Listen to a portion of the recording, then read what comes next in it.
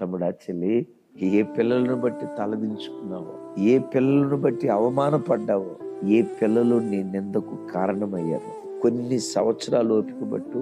అదే పిల్లలను బట్టి రెండింతల ఘనత దేవుడు నీకు నీ పిల్లలకైనా అనుగ్రహించుకో. రెక్కాడిన డొక్కాడని పేద పరిస్థితి ఈరోజు. పిల్లలకు పట్టెడన్నం కడుపు నిండా పెట్టుకోలేని దినాల, ఓ మంచి బట్ట కూడా నీ పిల్లలకు కొనిపెట్టలేని పేద స్థితి. ఎలాంటి పేద తండ్రి కడుపున ఆ పిల్లలు ఎందుకు పుట్టారా అని ఏమీ చేయలేని నిస్సహాయ స్థితిలో నీవు అనుభవిస్తున్న అప్పుల సమస్యను బట్టి, ఉద్యోగంలో చితికిపోయిన పరిస్థితిని బట్టి కుమిలి కుమిలి ఏడుస్తున్నావు కదా.